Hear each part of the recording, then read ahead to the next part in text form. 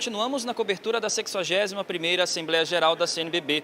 Ao meu lado está Dom Vitório, ele que é arcebispo emérito de Campo Grande. Dom Vitório, o senhor teve uma convivência com o Padre Jonas, né, e também com a Canção Nova. Eu queria que o senhor falasse a respeito para nós, para quem está assistindo essa cobertura aqui da Assembleia Geral. Ora, a pessoa do Padre Jonas, para mim, ainda é um padre que não morreu.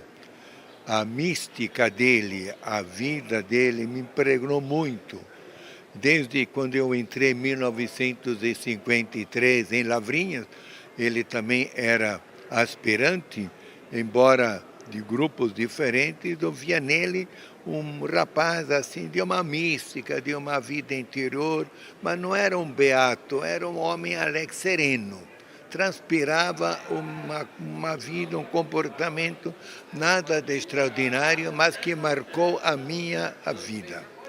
Mais tarde tivemos melhor contato com ele, eu tive, quando nós estudamos filosofia em Lorena, ele estava no 3º ano e eu estava no 1º, aí já tivemos mais liberdade de conversar, não muito, mas eu via assim, apreciava nele um padre que fervia nele uma cabeça de boas ideias.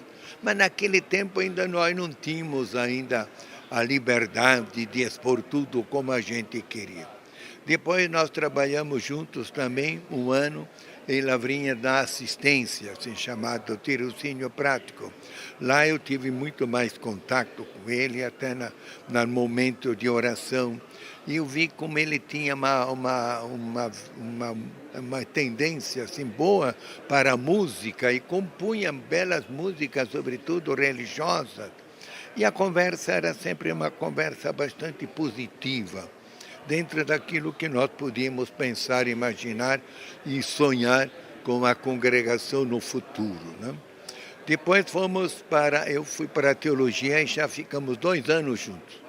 E lá também eu tive esse contato. Era um estudante de teologia muito sério, empenhativo, mas também sempre a música, a inspiração musical era como que a espiritualidade do Padre Jonas. Então eu posso dizer que o Padre Jonas sempre foi uma pessoa que impregnou em mim esse ideal otimista da vida. Isso que para mim encanta. Mais tarde, ordenado padre, eu fui encontrar novamente o Padre Jonas no Liceu Coração de Jesus, onde ele era tido como chamado lá na época de catequista, era o responsável pela área mais espiritual, pastoral dos alunos, e eu era mais dado pela área da disciplina. E o Padre Jonas, em linha de disciplina, não era o forte, mas ele impunha por uma presença assim suave e serena. Mas você sabe que nem todos os meninos têm coração de bondade, então a gente tinha que trabalhar para fazer com que escutasse o Padre Jonas, e assim a gente passava a ser um pouco mais o homem mau. Mas nós tínhamos uma comunhão perfeita. E eu agradeço muito ao Jonas, porque no fim do 1º ano, com muitas atividades dentro do colégio, no fim do ano eu estava um tanto cansado. E um dia ele chegou assim, porque era chamado Pavanello, você está assim meio cansado, você deve parar um pouco. Era bem no começo de novembro. Ele foi falar com o padre diretor, e o padre diretor então me deu uma semana de descanso para eu passar em São José dos Campos, na Casa Salesiana. Eu achei tão linda essa preocupação por mim, que ninguém pensou, nem eu pensava em descansar, mas ele me via assim já um pouquinho, vamos dizer, cansado, emagrecido. Ele se preocupou por mim. Eu acho que um bom padre, um bom salesiano, um bom bispo tem que se preocupar nessa integralidade da vida de um irmão, né? Então, e nós trabalhamos juntos. Aí eu mais tarde fui fazer cursinho de cristandade, voltei contente, depois eu conciliei que ele fosse fazer também, ele fez, e outros padres, e nós voltamos assim bastante animados. E um dia, estando juntos, falei para ele, Padre Jonas, como que se poderia fazer algo para a juventude na mística salesiana, mas aproveitando valores do conselho. Mas para ele foi um estouro na cabeça e logo ficou pensando naquela semana e aí surgiu aquele movimento Jovens Construindo. E logo chegando lá em casa, ele começou a fazer, assim, delinear um pouco assim o seu projeto. E o Padre Jonas tinha uma coisa boa, a meu ver, que sempre ouvi também depois na Canção Nova. Ele tinha as ideias claras, o que ele queria, mas nunca fez as coisas sozinho. Então ele colocava as ideias e nós íamos assim como que ajudando a recompor e até melhorar. Eu sempre costumo dizer que há dois tipos de personalidade, o convicto e o convencido.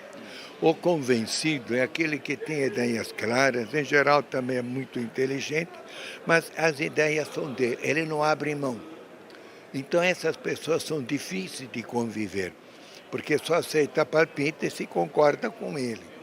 E o convicto não, o convicto é aquele que projeta tudo, mas gosta de ouvir os outros para que aquilo que ele pensa possa ser melhor. E o Padre Jonas era esses padres do convicto. Ele tinha ideias claras, mas gostava de ouvir os outros, ouvir e também apreciar e corrigir também.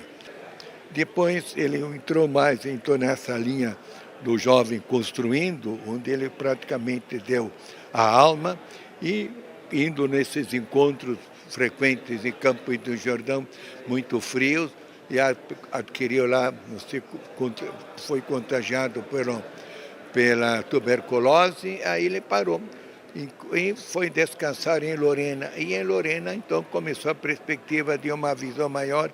Infelizmente, um salesiano não o compreendeu nas suas ideias e planos e acabou ele deixando a congregação.